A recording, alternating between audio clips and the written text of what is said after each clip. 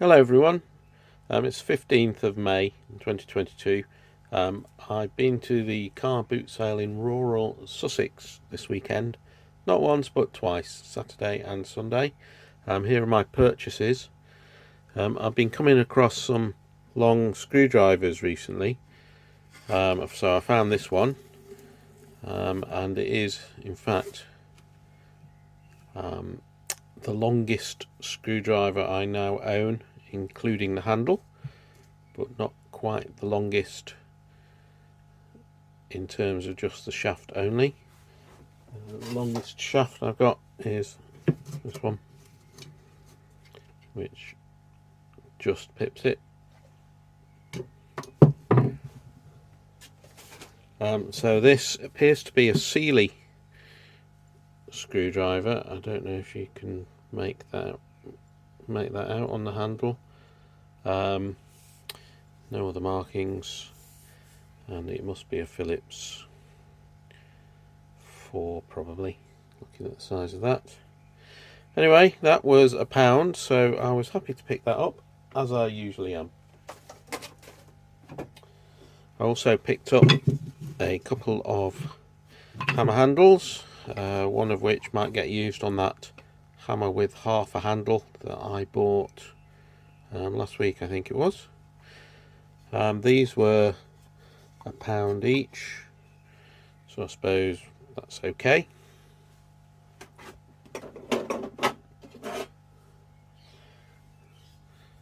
I got another wide chisel. This one is only half handled, and it appears to be a Marples, judging by the MAR. So the steel should be alright. That'll be useful for pairing. What else? So I was at the table, and the lady was examining the tools in front of me, and she turned round and she waved this at me and she said, "What's that then?" So at the time I couldn't recall, but it looked a bit familiar, and I do believe this is one of those special shavings tools, as found by, I think it was Ben, Tool Addict, and you run your piece of wood across and you get shavings of that nature. At the moment, because I'm only using the tongue of a tongue and groove, I think this piece is a bit too wide for running across here, because it's only a narrow channel. Anyway, it looks to be all brass, so it's very interesting. You hook those longer back legs over the side of your table or bench, run your piece of wood along, get shaving, use the shaving as kindling, away you go. That's my idea anyway, and I do believe there's a video that Ben pointed to, which shows its use, from the same chap. I also got this thing, which looks a bit like a corner clamp, except that this is straight edge, so I'm not entirely sure. It does have markings there, Preston trademark, so I'll try and do a bit of research on that. Another spoke shave came my way, record number 0151, with quite a nice sharp blade, and also a second nice sharp blade. So those items were £5. I did notice that the prices in the countryside tend to be a bit more expensive, maybe because there's less choice, so it's more of a seller's than a buyer's market. In a separate lot from the same man, I got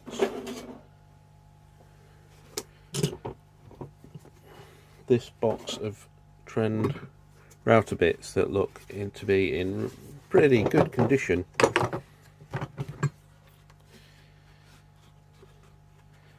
So they lever up for access. Got all the types of cut that you can make with them, all 1/4 inch bits. Nice little case, quite happy with that. And at the same time I also got this from the man, which I found was quite nice really. It's a digital micrometer. It is in fact more and right, as you can see on the handle underneath that rust, and it's in decimals of a millimeter, so that's 1.0 millimeters, plus it's got the vernier around the handle to give you the next decimal place as well, so you can measure to hundredths of a millimeter. I really like that, and it's great to have the digital scale, and it's a really smooth action, just needs a bit of a clean up. And of course it's come in its own little leather case with its own little spanner in there for making the adjustments to the zero reading as and when. So the chap sold me this plus the router bits for a tenner. Quite happy with that.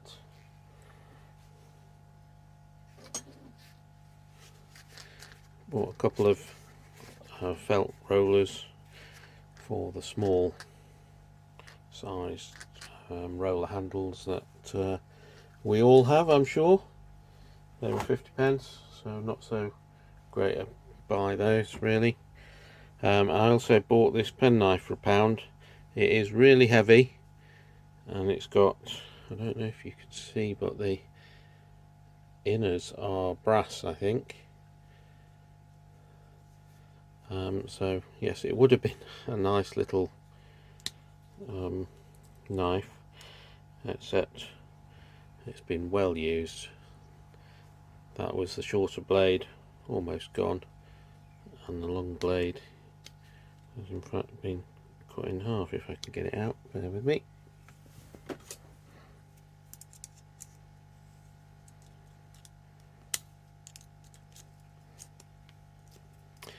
You can see that's the blade has been lost there, so I got a bit of buyer's remorse about that one, and despite its weight it wasn't such a good piece after all.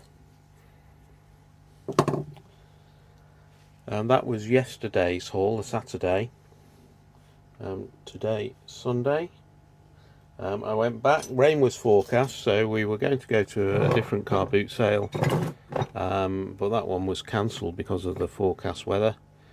However, this smaller one was still running, so we went quite early because we thought it might rain, and there were a few different sellers there. This bunch of tools was from one seller. Pin punch is unbelievably thin. Can't see any maker's mark on the end of that. This tool, not sure what it is, just 3 flat sides and a knurled handle, quite long. If anybody knows what that might be, I'd be pleased to hear.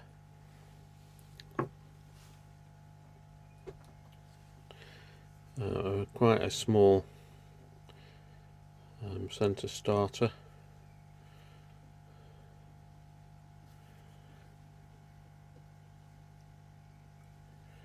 Marked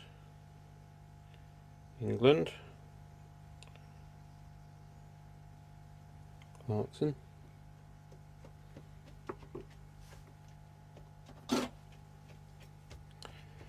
A proper corner vise with individual closing thingies,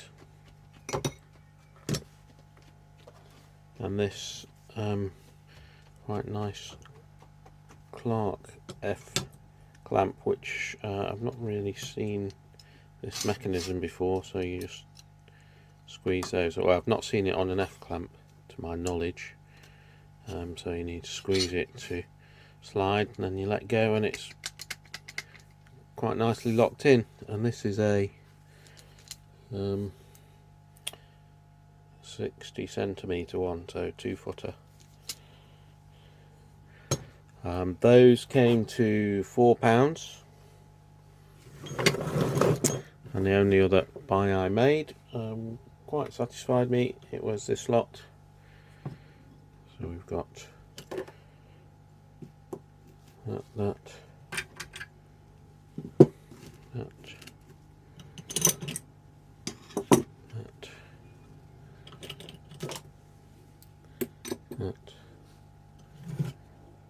this,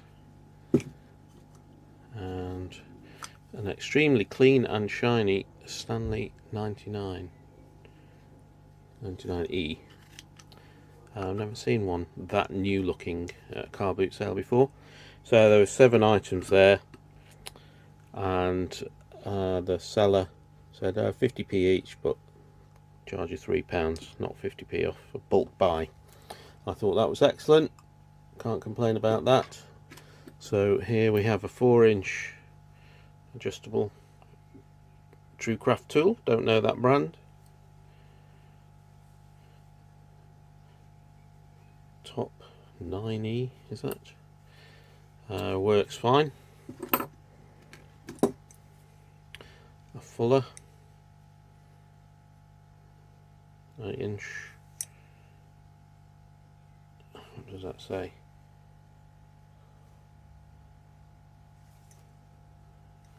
Can't quite read it. Or Sankey, Japan. This one was stuck about there, but I picked out a bit of crud from inside there and used a bit of leverage on the jaws and turned it, and it's, you know, not quite there yet, but most of the way there to fully operational.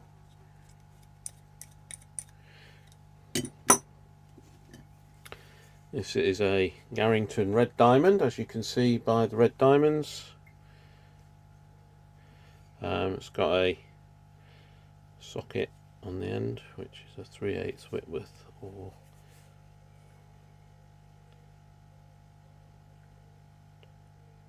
perhaps 27/64 or something like that. This one was also jammed up, and a little bit of leverage.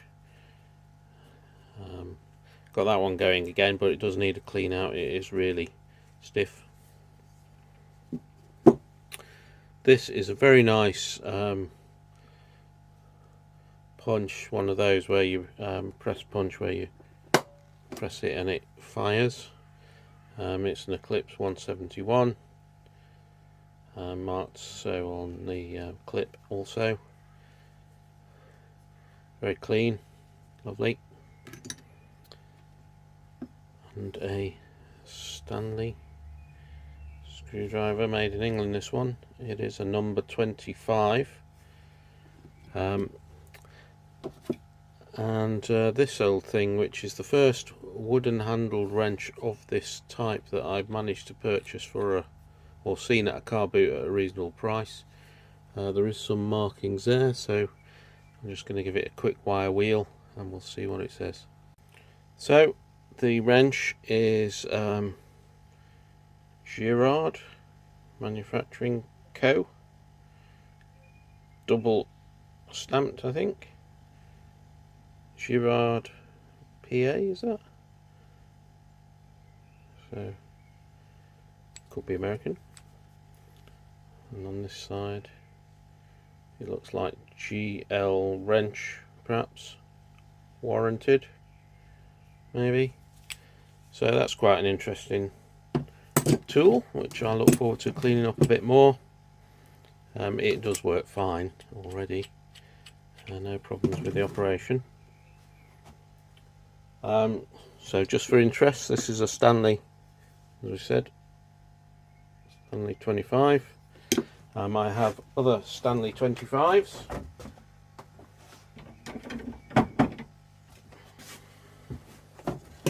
So we've got this one.